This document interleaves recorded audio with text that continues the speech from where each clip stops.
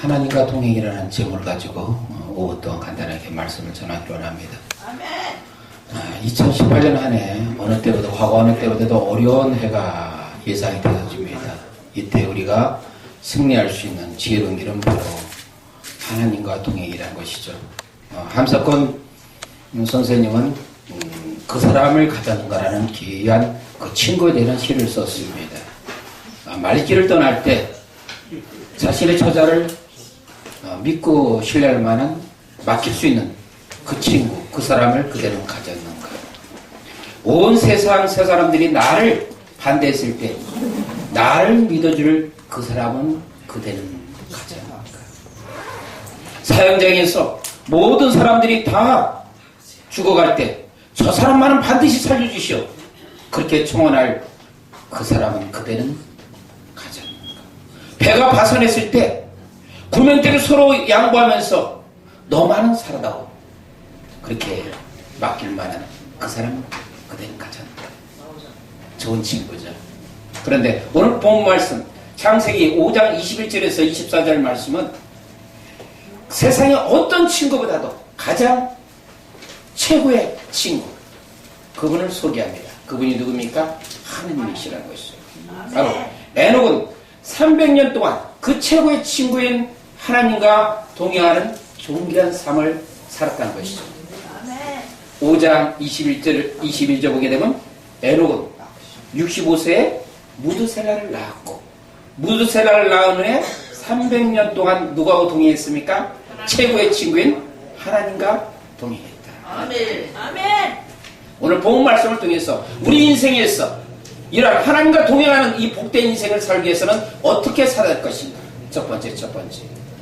생각의 변혁을 통해서 하나님과 동행하는 것이죠. 그러니까 가치관을 바꾸라는 것입니다. 가치관을 바꾸라. 사도 바울이 예수님을 만나기 전에, 예수님을 인격적으로 만나기 전에 크리스찬들을 핍박했습니다. 그가 다메섹 도상에서 부활하신 주님을 만나고 사도 바울이 꼬꾸라졌습니다. 그래서 이전에 사도 바울은 뭡니까? 율법을 통해서 의를 이루고자 했었어요. 그런데 부활하신 예수님을 만났을 때 뭡니까? 오직 믿음을 통해서 하나님의 귀한 의를 이루는 그 생각이 보니까 가치관이 바뀌었다는 것이죠. 그래서 그는 그 이전에 모든 것들 가장 고상하게 생각했던 모든 것들을 다 배설을 물로 여기고 매주 예수 그리스도로 하는 것이 최고의 고상합니다 라는 가치관을 맡겼다는 것입니다. 그 인생은 마지막이니까 달려가는 인생이에요. 사도의 마지막 그 죽음 직전에 고백한 유명한 고백이 있습니다.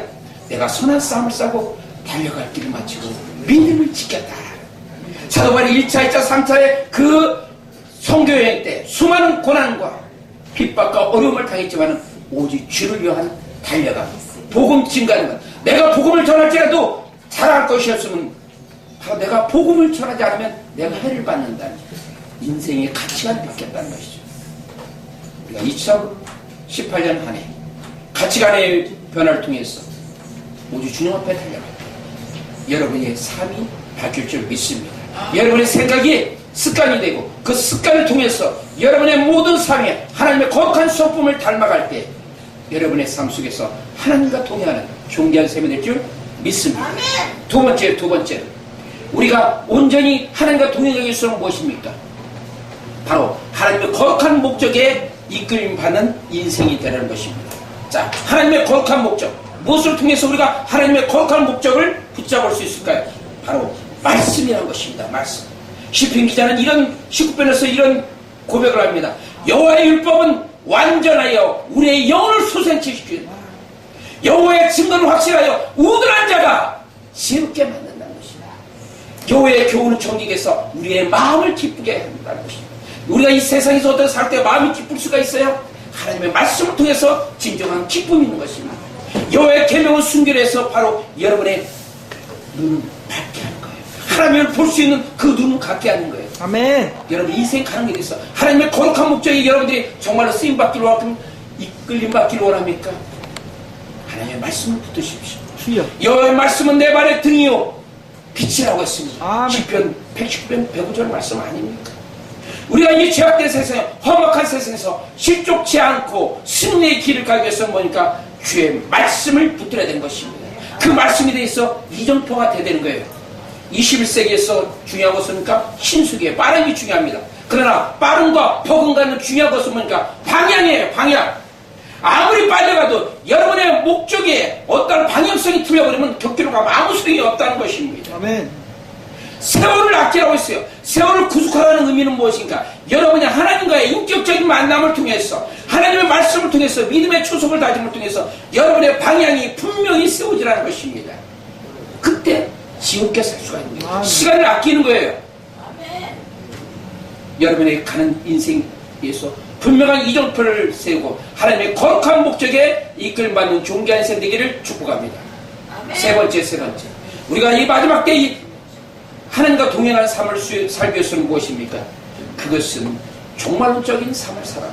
나만을 우리 신앙의 라이프 스타일을 이야기하는 거예요.